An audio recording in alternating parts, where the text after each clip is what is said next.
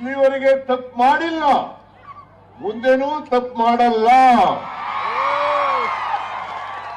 ಯಾರಾದರೂ ವಿರೋಧಿಗಳು ಕುಮಾರಸ್ವಾಮಿ ಅಂತೆಯವರು, ಅಶೋಕ್ನಂತೆಯವರು, ವಿಜಯೇಂದ್ರನಂತೆಯವರು, ಯಡಿಯೂರಪ್ಪನಂತೆಯವರು ನನ್ನನ್ನು ಮುಗಿಸ್ತೀವಿ ಅಂತ ಹೇಳಿ ರಾಜಕೀಯವಾಗಿ ತಪ್ಪು ತಿಳ್ಕೊಂಡಿದ್ರೆ ಅವರು ಮೂರ್ಖತನ ಅಂತಕ್ಕಂಥ ಮಾತುಗಳನ್ನು ಹೇಳಲಿಕ್ಕೆ ಅವರ ಮೂರ್ಖತನ. ನನ್ನನ್ನು ರಾಜಕೀಯವಾಗಿ ಮುಗಿಸ್ಲಿಕ್ಕೆ ಸಾಧ್ಯ ಇಲ್ಲ. ಸಂಗೊಳ್ಳಿ ರಾಯಣ್ಣ ಇವತ್ತು ಯಾಕೆ ನಾವು ಪೂಜಿಸ್ತೀವಿ, ಯಾಕೆ ಗೌರವಿಸ್ತೀವಿ? ಸಂಗೊಳ್ಳಿ ರಾಯಣ್ಣ ತನ್ನ ಸ್ವಾರ್ಥಕ್ಕೋಸ್ಕರ